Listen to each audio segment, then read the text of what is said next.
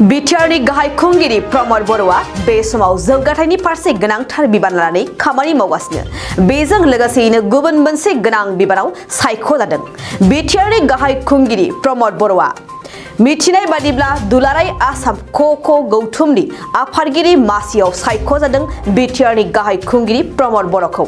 प्रमद बर' बिथाङा आसाम क गौथुमनि आफादगिरि बिबानखौ फैगौ 4 बोसोरनि थाखाय सामलायगोन।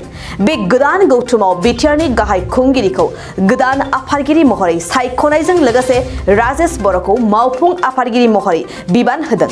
बेजों लोगोसेयैनो गबिन्द चन्द्र कलिताखौ आसाम क गौथुमनि गाहाय नेहाथारि महरै सायख'नाय जायो। आसाम क गौथुमनि गोदान बिबानगिरि सायख'नाय गोनां मेलखौ गुवाहाटीआव खुंनाय जादोंमोन।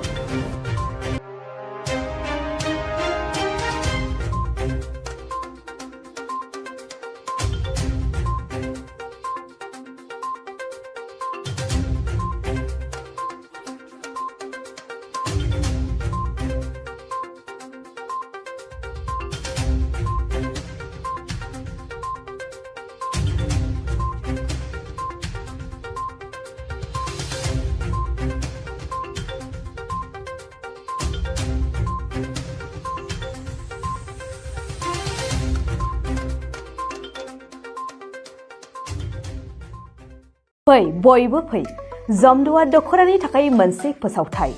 गसाइगाव महकुमानि सिङाव थानाय जमदुवार दख'रा एबसुआ सानथामनि हाबाफारिजों गाजा गोमजायै 5थि खेब बोसोरसालिया जथुम्मा खुंफुंगोन।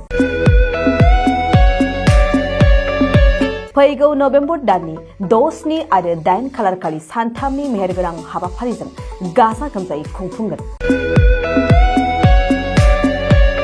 मख'नो गोनांदि खुंफुंनो गोनां जथुम्मायाव बायदि मेहेरगोनां आयदाफोरबो लाफानाय जादों। बेबायदिनो भलिबल, काबादि, खन्थाइ आवरायनाय, लिरनाय बायदि बायदि दिन्थिफुंनाय आयदाफोर लोगोआव जांख्रिथायारि देंखोगिरि दैख्लं खुंगुर बसुमतारी देंखोमु 1, 2, 3 मेथाइ खननाय बादायलायनायबो लानाय जागोन।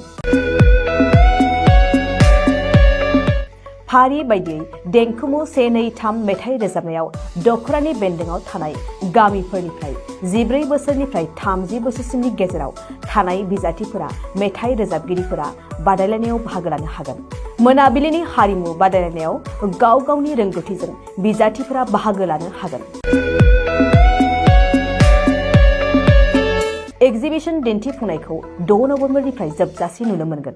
6 नबेम्बरनिफ्रायनो भलिबल आरो काबादि गेलेनाय बादायलायनाया जागोन। 8 नबेम्बर 2022 इं अक्ट' खालारखालि हारिमु मोनाबिलियाव मिस्टार प्रेक्टिकेल बसुमतारी आरो मिस दीप्ति बसुमतारी मोननि गाबगोनां हारिमु आरो फेस्ला दिन्थिफुंनायखौ नुनो मोनगोन।